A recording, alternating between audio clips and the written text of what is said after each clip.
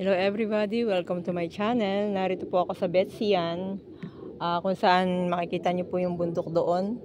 Doon po isinabit ang ulo ni King Saul at yung katawan ng kanyang mga anak. At kumbaga nakakalungkot din kasi si King Saul yung kauna-unang hari ng Israel at sumunod po si King David. Hali po kayo at panoorin po natin ang lugar na ito. Magdadasal muna ako ng taimtim sa lugar na ito. God of Abraham, Isaac, and Jacob, thank you for bringing me here through DMW and through AG Holy Land Tour. And keep me safe and also my group here until we reach our home. And we are very lucky we reached this place. This is a historical place or a biblical place. Our Father who art in heaven, hallowed be thy name, thy kingdom come, thy will be done on earth as it is in heaven. Give us this day our daily bread and forgive our trespasses as we forgive those who trespass against us. And lead us not into temptation, but deliver us from evil. Amen. And I believe if someone sacrifice, meron pong nililigtas na buhay. Kumbaga, nasacrifice yung buhay ni King Saul para si King David naman ang pamalit. Please watch this.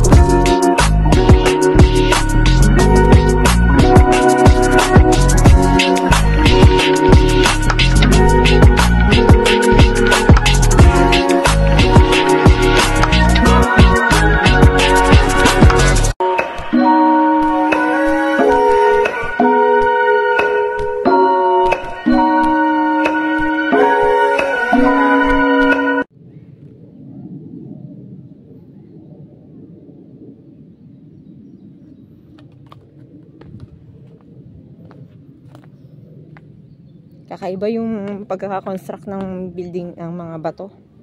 Sulit talaga na gawa sa batong itim. Black stone. Matitigas.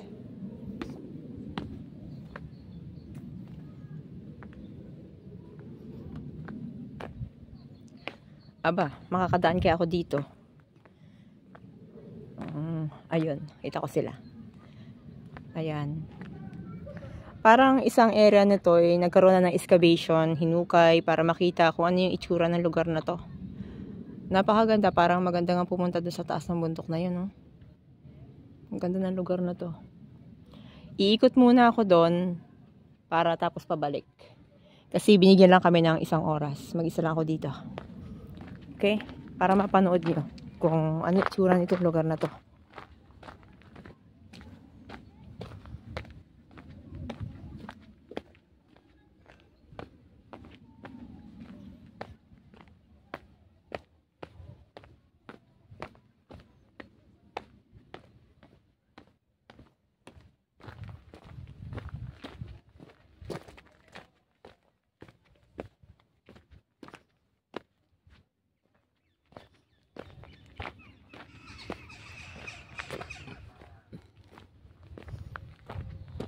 Malawak pala ang lugar na to.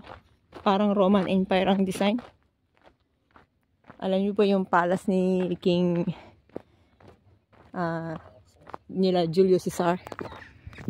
May naalala ko doon sa mga poste na yon na kung saan nagpa-picture kami ng kapatid ko sa isang photoshoot. Parang nagkatotoo na mararating ko yung lugar na yun kung saan kami nagpa-picture na dalawa. Pero yun isa Jordan. Pero yung design, kapareho lang din yung background ng photoshoot namin sa isang photoshop. Hali kayo, samahan niyo ako. Hawakan ko yung poste na yun.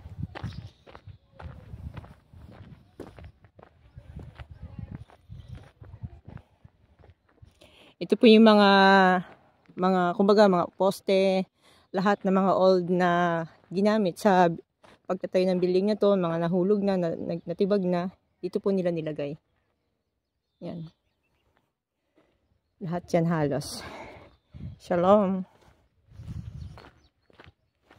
May daan kaya papunta doon. Ang Lakwatcher.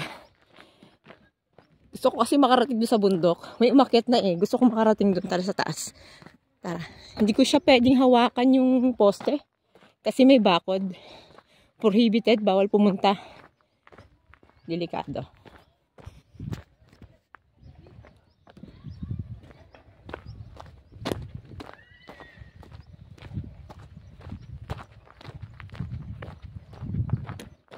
Dadaan ako dito sa may dates. Paikot. Akit ako sa bundok. Shalom. Shalom, shalom. Can I take video?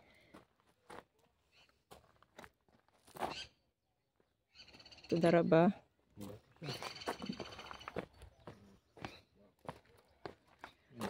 Ito yung itsura ng building na ito dati.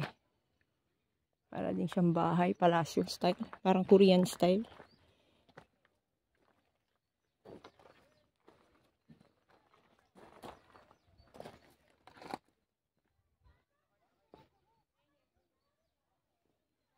May golden shop pa dito. Bintahan ng mga gold. Ay, kailangan kong bilisan. Kasi biglang baka patawag na kami bumalik na sa bus. Siyempre, ituro lang kami. Hindi ko sariling biyahe ito. Okay.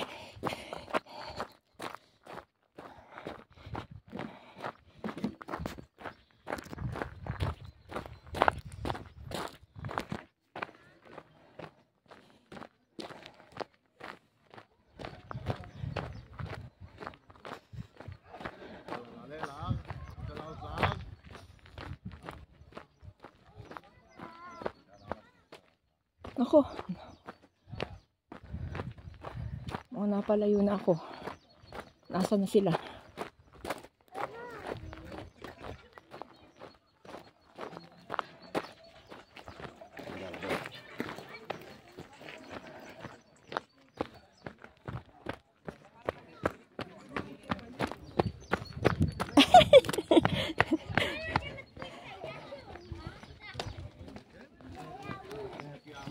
Ay. انت عايز كلام يستبعد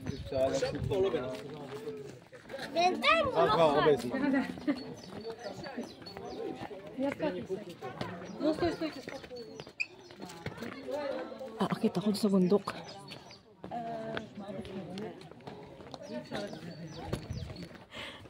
Ayan. Gumawa kami ng illegal na daan. Para kami makadaan dyan sa hagdan pataas.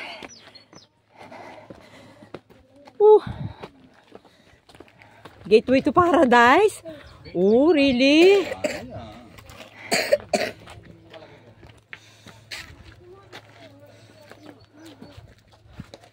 Ganda. Oh.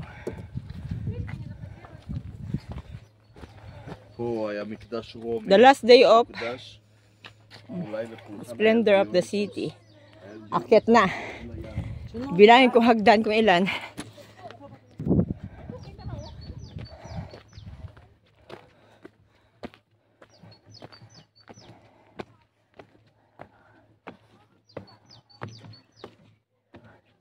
One, two, three, 4, 5, 6, 7, 8, 9, 10, 11, 12, 13, 14, 15, 16, 17, 18, 19.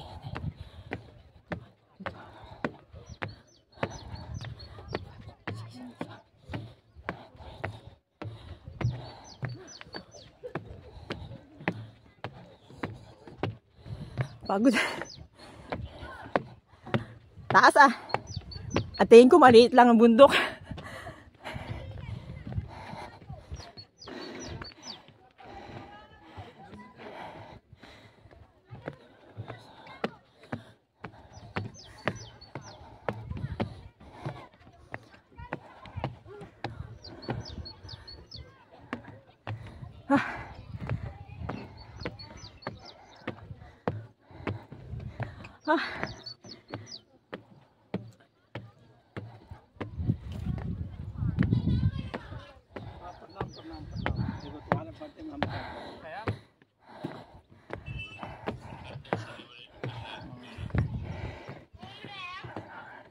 नहीं रहे, ये म्यूजियम है। Oh!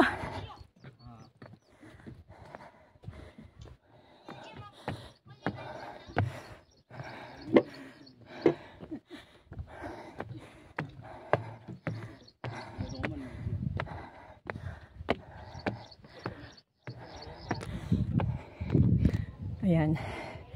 Siguro mga 100 mahigit na stair ito. Pero kailangan ko rin bumaba. Gusto ko makarating dun, no? Sa may flag. Na-flag tayo.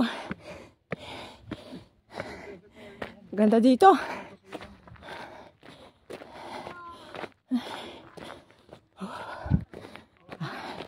Haba ako sa puno.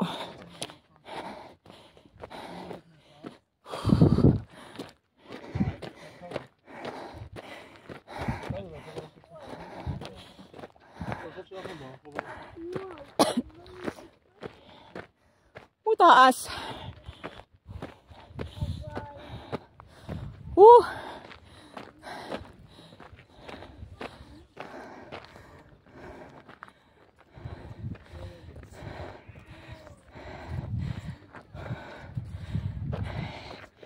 Mahawak nga puno.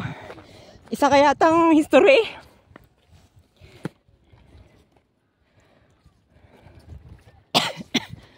Ay, nagbabali ka na sila?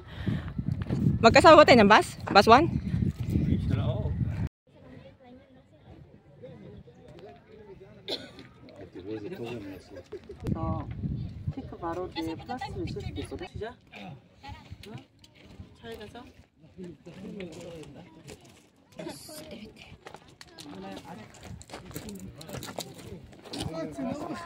Babalik uli ako.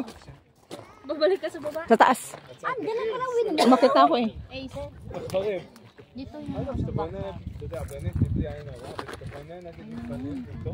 no, nakakapod.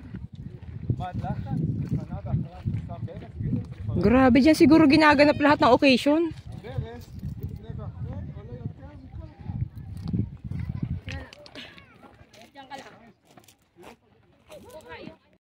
Come on, samahan niyo ako sa pagbaba. What's your name? Cellphone. Naiiwan ang cellphone.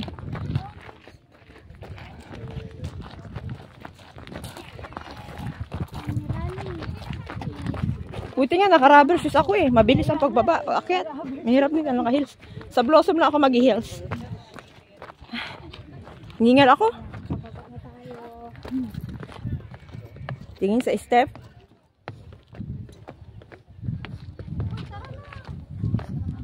Nakababa na si Ace. Ayun na si Ace. Sige. Tingin sa hagdan.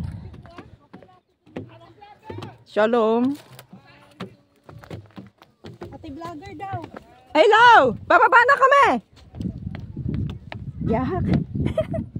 Bababa na kami!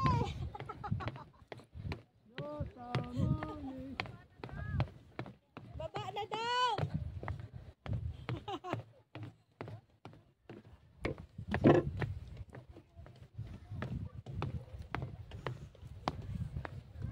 Ganyan, may selfie stick. Maganda.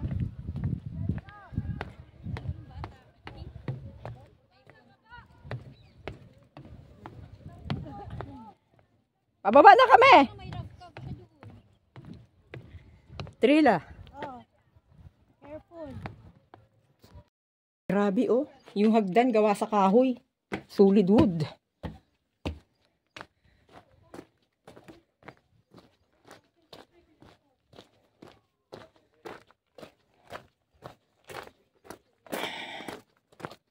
Historical well. Wala nang laman.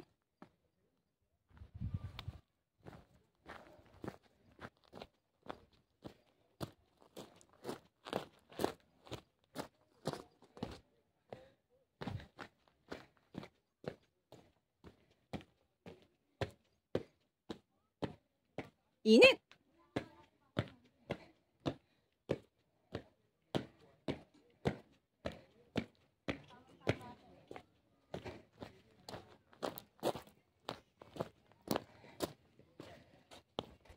Ay, ano init dito pala.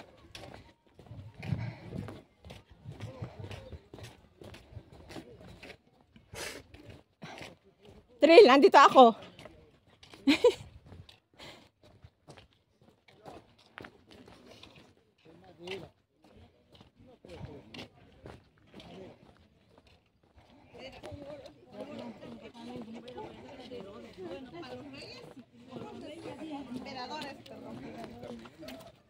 Para el resto de la humanidad, nuestro estado de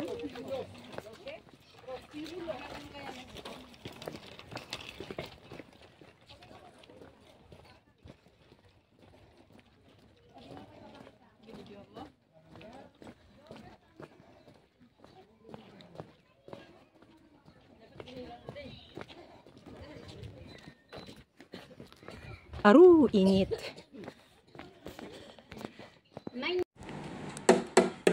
First Samuel chapter 31 verse 1 to 13. Ang mga Pilisteo ngayon ay nakikipagdigma sa Israel. Tumakas ang mga mandirigmang Israelita mula sa mga Pilisteo at marami ang namatay sa bundok Gilboa. Pinuntirya ng mga Pilisteo si Saul at ang mga anak niya at napatay ng mga Pilisteo sina Jonathan, Aminadab at Malkiswa na mga anak ni Saul. Napasabak si Saul sa matinding labanan at nakita siya ng mga mamamana at maluba siyang nasugatan ng mga ito. Kaya sinabi ni Saul sa tagapagdala niya ng sandata, "Hugutin mo ang espada mo at saksakin mo ako para hindi ang mga dituling lalaking iyon ang sumaksak sa akin at nang hindi nila ako mapahirapan." Pero ayaw itong gawin ng tagapagdala niya ng sandata dahil takot na takot ito. Kaya kinuha ni Saul ang espada at sinaksak ang sarili. Nang makita ng tagapagdala ng sandata na patay na si Saul, sinaksak din nito ang sarili gamit ang sariling espada at namatay na kasama niya. Kaya si Saul, ang tatlo niyang anak na lalaki, ang tagapagdala niya ng sandata, at ang lahat ng tauhan niya ay pare-parehong namatay ng araw na iyon. Nang malaman ng mga Israelitang nasa lambak at nasa rehiyon ng Jordan na ang mga mandirigmang Israelita ay tumakas at si Saul at ang mga anak niya ay patay na, iniwan nila ang mga lungsod at tumakas. Pagkatapos dumating ang mga Pilisteo at nanirahan doon. Kinabukasan, nang dumating ang mga Pilisteo para hubaran ang mga napatay, nakita nila sa bundok Gilboa ang bangkay ni Saul at ang tatlong anak nito. Pinugutan nila ng ulo si Saul at hinubaran ng kasuotang pandigma at nagpadala sila ng mensahe sa buong lupain ng mga Pilisteo para ibalita sa mga bahay ang kanilang mga idolo at sa mga tao ang nangyari. Pagkatapos, inialay nila ang kaniyang kasuotang pandigma sa bahay ng mga imahin ni Asteroth at ipinako ang bangkay niya sa pader ng Betsan. Sa pader ng Betsian. Nang nabalitaan ng mga taga-Hades, Gilead, ang ginawa ng mga Pilisteo kay Saul, ang lahat ng mandirigma ay naglakbay ng magdamag at tinanggal nila ang bangkay ni Saul at ng mga anak nito mula sa pader ng Betsian. Bumalik sila sa Jabes at sinunog nila roon ang mga iyon. Pagkatapos kinuha nila ang mga buto ng mga ito at inilibing sa ilalim ng puno ng tamarisko sa Jabes at nag-ayuno sila ng 7 araw. Ganon katindi po yung history ng lugar ng Betsian, kung saan doon inano yung katawan ng mga anak niya, o yung pinugutan si Saul doon nilagay. At makasaysayan po talaga ang lugar na ito. Yan pupuntahan namin. Mula po sa Windmill, nag-travel po ang AG Holy Land Group Tour papunta po sa Betsian. At yun po yung biblical area na pupuntahan namin. At patuloy nyo lang pong panoorin ang aming travel, ang aming magandang travel. At ligtas naming paglalakbay papunta sa Betsyan. Ginabayan po kami ng Panginoon sa aming trip kasi nung pauwi na po kami, napansin ko na dumilim ng langit. Parang yung ulap, napuno na ng ulap ang langit. Pero nung nagka-travel kami, talagang ang ganda ng langit. Bukas na bukas. Maganda po ang daanan. Talaga, yung biyahe po namin na yan ay Shabbat.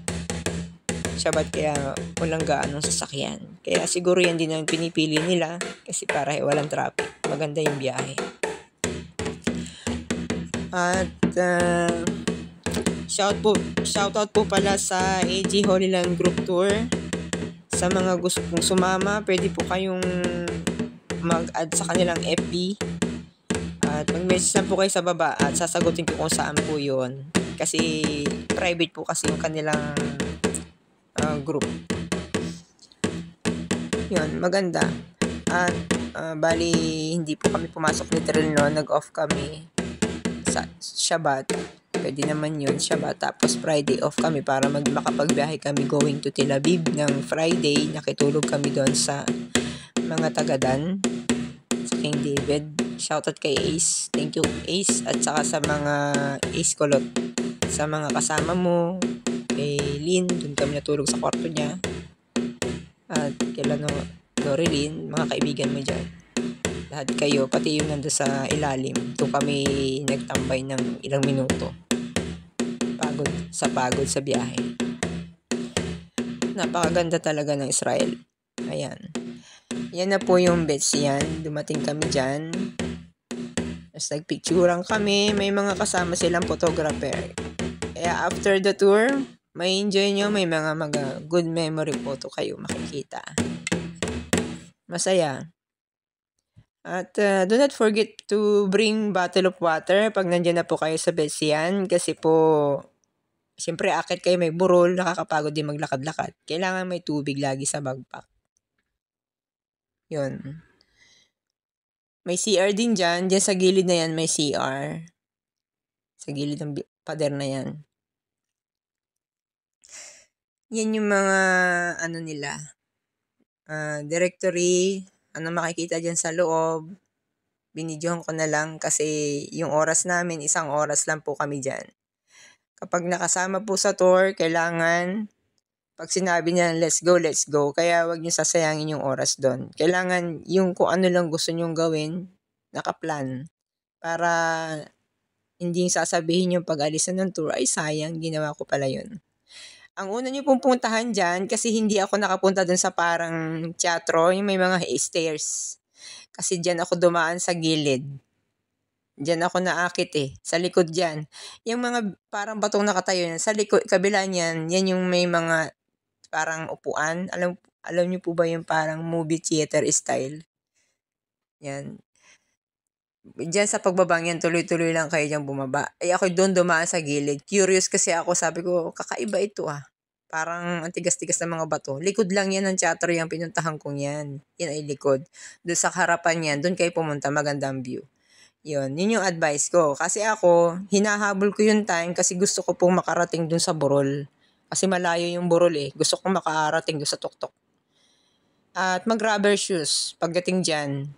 Kasi masakit din sa paa. At na-enjoy ko kasi yung sapatos ko komportable ang aking pagsuot. Yan. Diba? At bago ako, pumunta ako dun sa likuran. Bago po ako maglakad papunta sa Burol kasi mag-isa lang ako, bumukod ako sa grupo. Pero siguraduhin yung safe kayo kasi pinilit ko pa rin makasama sa kanilang grupo kasi nag-video ako kasi kung may mangyaring hindi maganda sa'yo, hindi nila ikaw makikita. Ngayon, bumukod ako sa grupo kasi curious ako kasi doon sa paligid sa may gilid Sa gilid ako dumaan. Tapos nung pababa na, saka ako dumaan doon sa gitna. Mas maganda din doon dumaan sa gitna. Pero ang advice ko, dumaan muna kayo sa gitna, umakyat kayo sa bundok, saka kayo gumilid sa likod para ma-enjoy nyo yung magagandang view. Diba? Yan po ang itsura niyan. Sa taas, mas maganda yan pag nakababa kayo. Sa likod ng mga parang mga poste-poste na yan. Maganda. Maganda po talaga. Talagang nakaukit, matibay ang bato. Hindi ko lang alam siguro sa katagalan na ng panahon, nagiba na mga building na yan. Siyempre lagi nagdidigmaan sa Israel. Nandyan pa rin po yung mga parts, hindi nila pinakikialaman. Nandyan, nakaiwan dyan. Nakaukit, ang galing-galing ng pagkakagawa. O, di ba? Ibig sabihin, ang mga tao nun ay talagang, matibay ang pagkakagawa. Yan po ilikod ng studio ng parang teatro. Diyan ako pumunta. Kasi parang kakaiba yung mga bato dito. Gumilid ako niyan. Paikot po yan eh. May mga butas dyan. Pag lumusot ka dyan sa butas, meron dyan hagdan pababa. Yun na yung parang movie theater. Upuan ng... Alam niyo po ba yung kapag nasa kayo? Kapag nanonood ng basketball, ganun yung forma. Sa bawat paglalakbay natin, kasama ang AG Holy Land Group Tour, talagang nakatayo pa rin. Mai-enjoy nyo yung buhay nyo, yung masasabi nyo, wow, sulit talaga yung aming travel, sulit na sulit yung aming pagbibiyahe, safe. At yung mga nakaraan naming biyahe, talagang meron talagang mga pangyayaring minsan hindi din inaasahan. Pero yung biyahe namin na yan, napakaganda ng biyahe namin. Talagang sabi ko, binigay yung magandang panahon, tapos maganda yung lugar, talagang iisipin mo na gusto mo pang bumalik. Diyan po sa taas na yan, kapag nakarating kayo sa taas ng Borol, dyan yung makikita yung kabuuan ng Betsia, napakaganda. Para siyang isang oval na nandun na lahat. Kumbaga, i-build up yan, tapos nandun yung bilihan ng gold, nandun may mga makikita kayo sa nauna kong video. Makikita nyo kung anong meron dyan sa loob noon. Nawasak lang yan, pero sa katagalan na siguro ng panahon, napakaganda. Yan, yung picture ko na yan dyan sa gilid yan ng theater. Parang theater kasi ang kabila niyan eh. Diyan ako pumunta muna. Kakaiba ito. Yan, nag-picture ako, dala ko yung stand ko. Nakarating ako dyan sa taas, yung kasama ko ng dalawa. Tuwa kami, kaya sabi ko mag-picture tayo. At mag-wish. Alam, yan. Thank you for watching. Sana nag-enjoy kayo sa panonood. And shoutout to AG Holy Land Group Tour and DMW at sa lahat ng hotel workers dito sa Israel. At patuloy niyong enjoy inyong buhay kahit nahirapan tayo ng trabaho dito sa Israel. Sumama-sama kayo sa mga ganitong tour. Bye-bye!